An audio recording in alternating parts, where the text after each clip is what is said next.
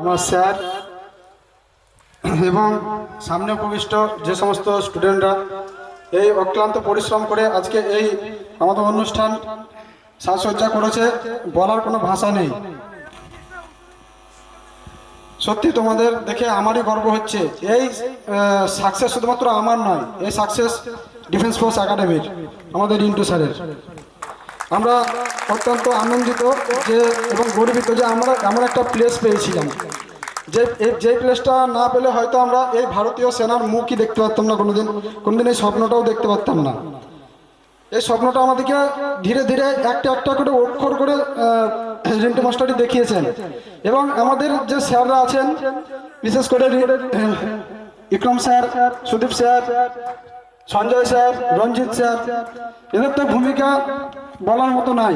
আর বিশেষ করে রিন্টু স্যার, এনার কথা যতই বলবো ততই কম বলা হবে। ইনি একটা মানুষ নয়, ইনি মেশিন, মানুষ তৈরি করার মেশিন। কিভাবে তোমরা এখানে আসলে যে মেশিন তৈরি হতে, কিভাবে যে গুলির মতো বেরিয়ে ভারতীয় সেনায় এবং রাজ্যের পুলিশগুলোতে যুক্ত হতে পারবে তোমরা নিজেও জানবে না। অসংখ্য স্টুডেন্ট এখান থেকে সাকসেস পেয়েছে। এমনকি আমি এখানে কবে থেকে আছি যদি তোমাদেরকে বলতে হয় তো সেই প্রথম দিন থেকেই ধরতে পারো। এখান থেকে আমি সাকসেস হতে কাকে দেখিনি।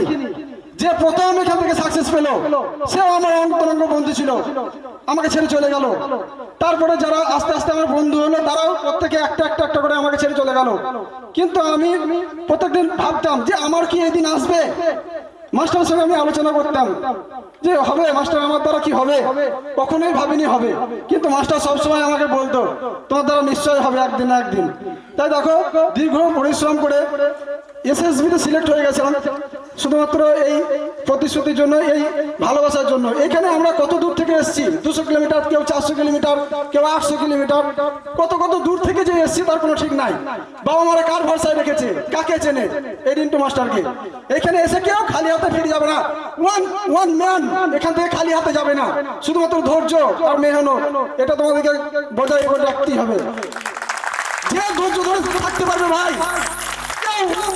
খালি হাতে যাবে না। সবাই সাকসেস নিয়ে আমার মতো ভাবে এখান থেকে ফিরবে। আমিও কখনো ভাবিনি, কিন্তু আমাকে ভাবতে সাহায্য করেছে, আমাকে বিশ্বাস করতে সাহায্য করেছে। আর আমাদের স্যার যাদের কথা না বললেই নয়, এই স্যারদের ছত্র ছাড়াই তোমরা এসছো, মানে তোমরা ঈশ্বরের পরবর্তী লোকের কাছে এসছো।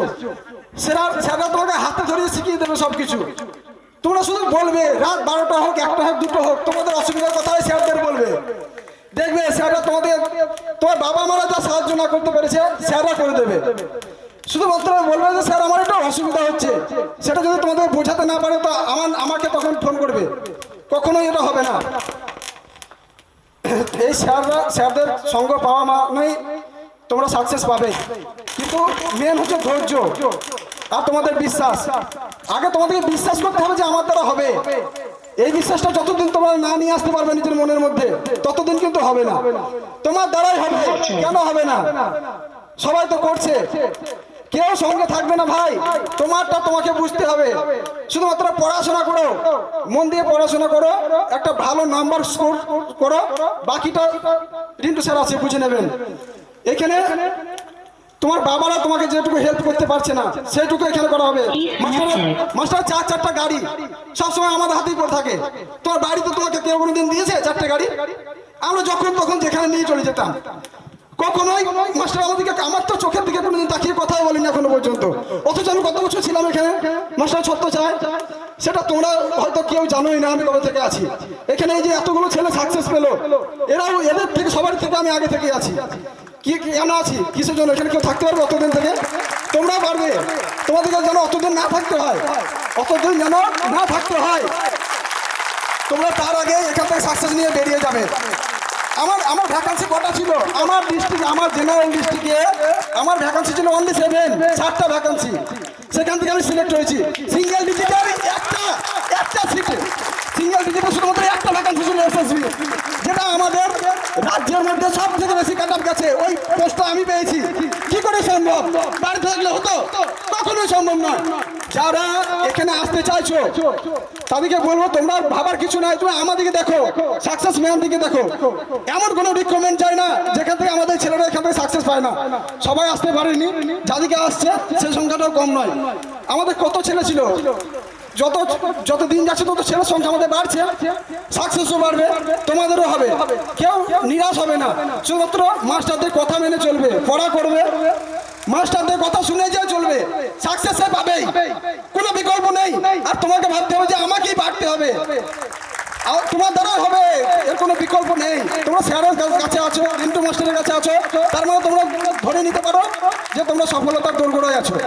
একদিন হবে। অনেকে ডাব্লিউবিতে সিলেক্ট হওয়ার কাছাকাছি বসে আছে, তারাও কিছুদিন পর বেরিয়ে যাবে, তাদের জন্য প্রোগ্রাম হবে। এইভাবে প্রত্যেকটা রিকমেন্ড আসবে, মানে আমাদের সেন্টার থেকে হিউজ সাকসেস বেরোবে। নদিয়ার বুকে সব থেকে বেশি সাকসেস আমাদের এখান থেকেই বেরোবে, এটা আমার বিশ্বাস। এবং আমি এতদিন থেকে আছি, আমি তোমাদেরকে ভুলভাল প্রতিশ্রুতি দিয়ে করবোই বা কি, নিশ্চয়ই হবে, তোমাদেরও হবে, কেউ নিরাশ হবে না, শুধুমাত্র ধৈর্য ধরে এখানে থাকবে। হ্যাঁ, এই বলে আমি আমার ছোট্ট বক্তব্য এখানে শেষ করছি। অসংখ্য ধন্যবাদ রাহুল দাসকে আমাদের একাডেমির তরফ থেকে আন্তরিক অভিনন্দন, ভালোবাসা জানাচ্ছি। আজকের এই মহামূল্যবান দিনে নিজেকে উপস্থিত করিয়েছে এবং সুন্দর বক্তব্য রেখেছে। তবে ওনার বক্তব্যতে কিছু সাজানো গোছানো নেই, আমরা যতটুকু ওনার বডি ল্যাঙ্গুয়েজ থেকে ফিল করলাম। কেননা একটা মানুষ কতটা আপ্লুত বিভূত হলে ভিতর থেকে তার এই কথাগুলি আসে।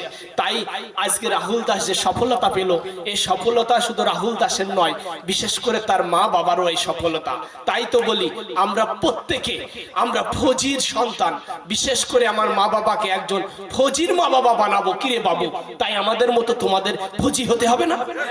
ফৌজি বানাবে, রাহুল দাসের মতো ফৌজি হতে হবে, আমার মতো ফৌজি হতে হবে।